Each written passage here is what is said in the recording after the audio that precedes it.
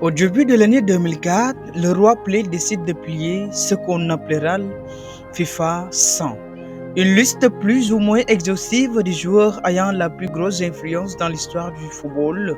Maradona, Cruyff et Romario, le plié ont évidemment présenté. Et on trouve également plusieurs stars du foot africain, JJ Okocha, Bedi Pelé et Roger Mila ou encore George Wish. Derrière ces quatre légendes nigériennes et ghanéennes, camerounaises ou libériennes, toutes déjà présentes sur la chaîne, les 5 fantastiques et un attaquant sénégalais autant pour moi, un homme dont la carrière, talent et les personnages auront déchaîné toute forme de pression ou de passion de l'Hexagone à l'Angleterre, de la Corée au Mali, en passant par la Malaise de Liverpool. Voici l'histoire tourmentée d'un petit génie qui tout le monde imaginait. Alors encore plus haut, voici l'histoire folle du bandit El Hadji Diouf. L'histoire du bien commence la vidéo, on va dorer. Et dorénavant se fait un petit retour en 2002 pour la phase du Coupe d'Afrique des Nations ou la Coupe du Monde. L'équipe de France affrontera le Sénégal en ouverture de ce mondial. Les Bleus se sont tenus de titre et viennent de remporter l'Euro même sans Zidane, absent pour le début de la compétition. Ce sont clairement les favoris de ce match. Mais il y a un problème. Derrière Marcel Desailly et Franck Leboeuf ne sont plus tout jeunes. Les deux piliers de la défense vont se faire trembler dans tous les sens par la vitesse d'un petit jeune de 21 ans que la France connaît déjà bien. L'attaquant sénégalais El Hadji Diouf multiplie les appels, il envoie du dribble et petite passe, il remue la défense des Bleus, les oblige souvent à faire faute. Résultat des courses, le Sénégal va l'emporter 1-0 grâce notamment à ce débordement d'un jeune ailier Vervoltan qui d'ailleurs aurait pu doubler la mise, parti seul en profondeur mais finalement signalé hors jeu.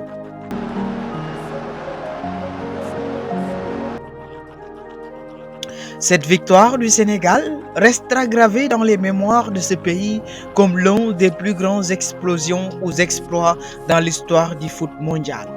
Première qualification à Coupe du Monde, premier match en ouverture face au tenant du titre des Lions de la Teranga ont fait vivre le monde entier. Un homme en particulier cristallise à l'attention des observateurs.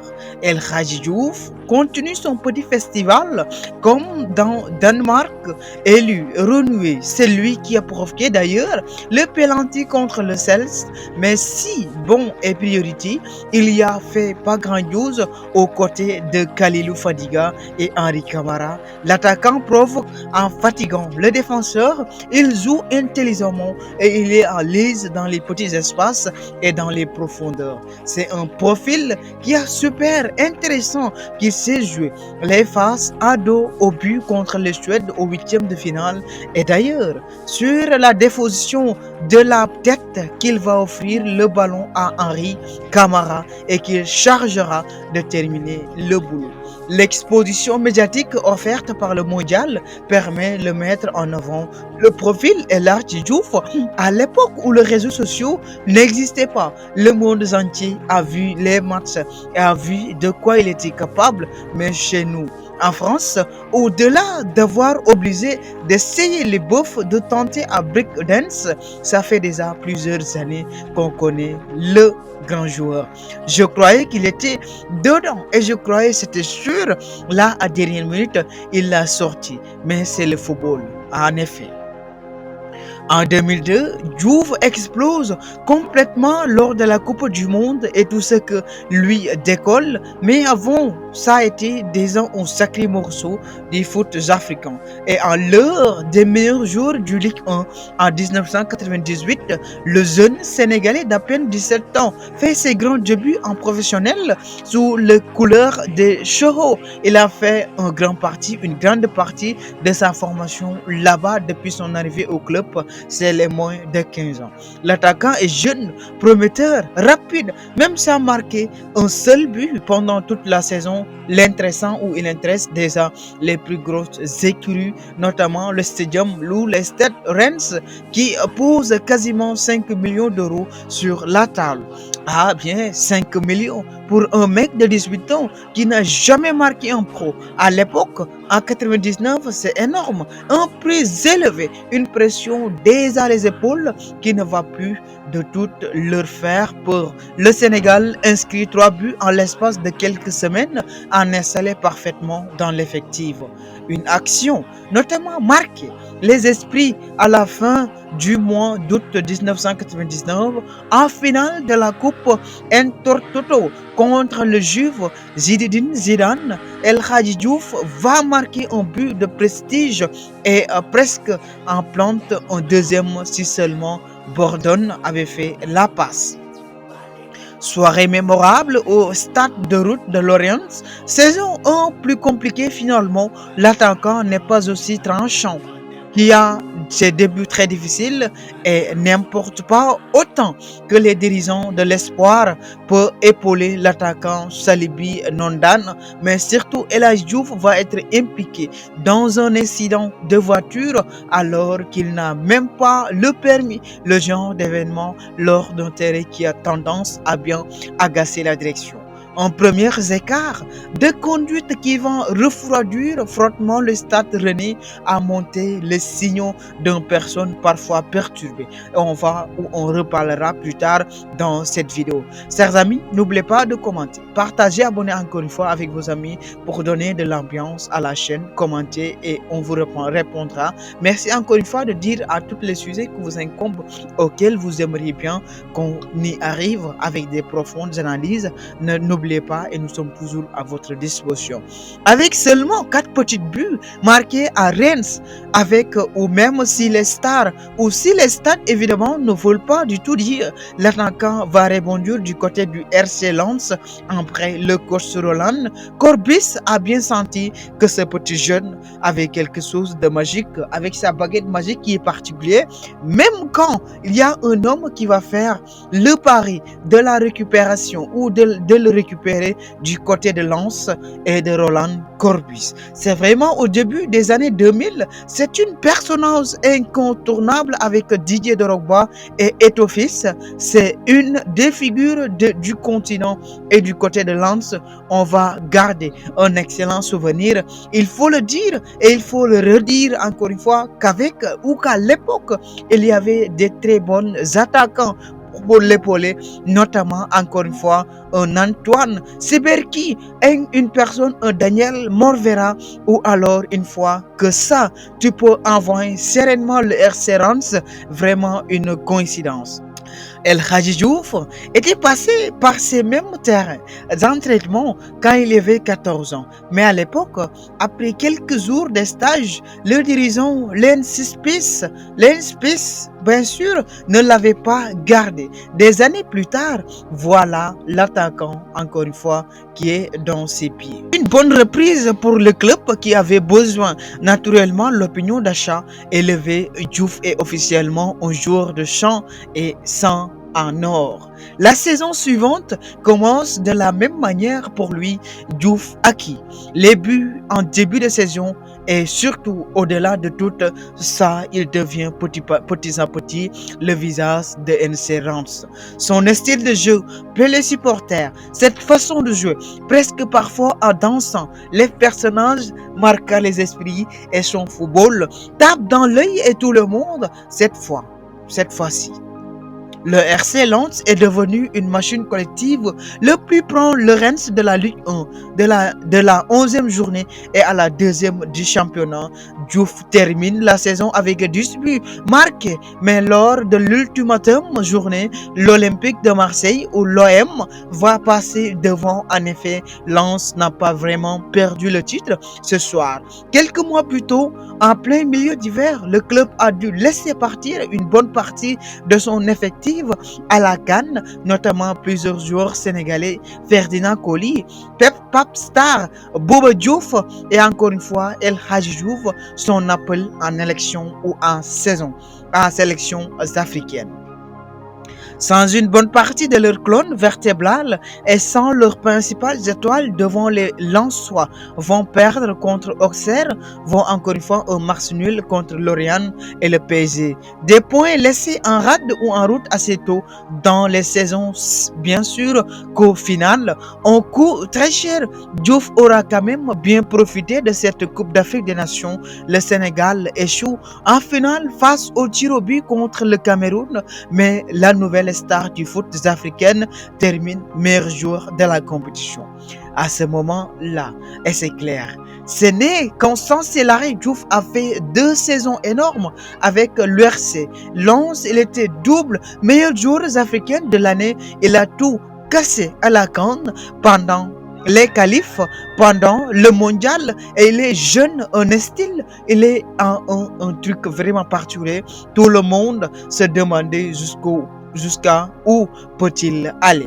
Mais sans effet, personne ne se doute à l'époque que le meilleur de sa carrière est déjà derrière lui. La vidéo a laissé quasiment s'arrêter ici du pont. De vue pareillement le football à l'issue de sa 2e saison à l'UFR, bien sûr, l'URR Lens, l'attaquant sénégalais, s'envole par l'Angleterre et le club de Liverpool. Un transfert de plus de 15 millions d'euros. Un record pour le club blancois, un record qui a tenu presque 20 ans. Une bonne affaire pour les Reds qui avaient signé l'attaquant avec la Coupe du Monde avant qu'il n'explose encore plus qu'aux yeux du monde entier. Arrivé dans le royaume avec le nouveau statut de grand espoir parce qu'il a dit oui et il n'a toujours que 21 ans. Et là, Diouf, il y a toujours de se décevoir les supporters par les performances et par tout le reste. Sur le terrain, le Sénégalais n'est plus aussi tranchant. Corée, le reste lance, il ne fait plus les mêmes différences et paraît moins efficace. Sa première saison termine avec 47 matchs, 10 buts en 6 buts marqués. La deuxième est toute bonnement catastrophe, 33 matchs disputés par 0 but marqué. Les supporters et les dirigeants de Liverpool sont évidemment très déçus par le niveau du Sénégalais. Partout, Lens n'est pas le seul à avoir. En 2002, il avait hésité entre lui et Nicolas Nelka, le Français de Regal de Manchester City, envoie la trentaine de buts en Première Ligue. Et là, Diouf, le prometteur devient Diouf, le bad boy, celui que son père Steven Gerrard, qui collectionne les sorties nocturnes, les recarts, encore une fois, les conduites, les accidents de voiture, les quasi commencent à s'empiler et se fait le plaisir de grands mots. Sur le terrain, le Sénégalais va mettre encore une fois le chaos et la catastrophique du monde à dos. La police, l'UEFA, son propre club, tout le monde, même des enquêteurs, suite à des multiples crashs sur des joueurs ou des supporters adversaires. Même la FIFA doit même aller intervenir après une altercation virulente de l'attaquant après au l'arbitre du match tunisien-sénégalais en quart de finale de la CAN en 2004. Des supporters à l'appel, des amendes, des partout une image incornée pour le bon. La carrière de l'ancienne star de la RCL prend un virage que personne n'avait imaginé. Pré-saison, bagarre entre Diouf et Gerrard, 10 coups en 2004. 2 ans après, Liverpool, le club décide de l'envoyer en prêt de Bolton. Il a retrouvé notamment son compatriote Khalilou Fadiga et surtout les stars de DJ Ochacha. Bolton, c'est pas très loin de Manchester et le Geva va prendre une bonne saison en 2005 et prolongera son aventure au club pendant 3 saisons supplémentaires et en vrai, ça passe bien sûr. L'attaquant est concentré sur le foot et ça va voir le terrain. Les supporters l'apprécient malgré quelques blessures et il est souvent titulaire. Toujours dans ce même style de jeu, bien lui, il est clairement le mieux, surtout en 2008. Diouf n'a toujours que 27 ans, 14 buts marqués, 18 passes décisives à l'espace de 130 matchs. C'est là le stade de Titi Henry en évidence ou évidemment, mais ça fait plaisir de se recevoir comme ça sur un terrain pendant l'été. Encore une fois, 28 en va aussi par exemple de genre le petit Paneka lors de matchs amicales organisés à l'UF1. Après son passage enthousiasmé à Bolton, il décide de rejoindre le Sunderland où il va rester seulement 6 mois avant le passage de Blackburn. Doncaster, Leeds United, encore une fois, et en finir la malaise en 2015, une fin de carrière un peu tristonnée, marquée par des échecs sportifs et des scandales à répétition. À Blackburn, par exemple, lors de toutes les compétitions où l'équipe partie des stars, la pré-saison, l'une ou lui ne jamais pointé à rassemblement et personne n'a eu aucun signe de vie. Quelques mois plus tard, en avril 2012, mais on apprend bien sûr arrestation à Manchester après une bagarre en boîte de nuit alors de Doncaster. Son club venait d'être officiellement relégué quelques heures plus tard. Voilà pour sa fin de carrière un peu plus épineuse. Je voulais parler aussi rapidement de son passage à l'UNR avec Grossground Radio. Bien sûr, une carrière romanesque, une carrière scandaleuse et une carrière qui reste à revoir avec l'attaquant sénégalais. En 2006, plus ou moins pareil, en 2008, le Sénégal se fait partie en première, tout avec les premières options sorties en boîte de nuit. Veille du dernier match, les poules, la fin est encore plus cauchemardesque. Le Sénégal ne se qualifie même pas pour la CAN 2010. Diouf annonce qu'il quitte la sélection, mais enfin revient une vraie faux départ qui ne va pas plaindre toute la fédération. En 2011, l'attaquant se fait bannir pour 5 ans.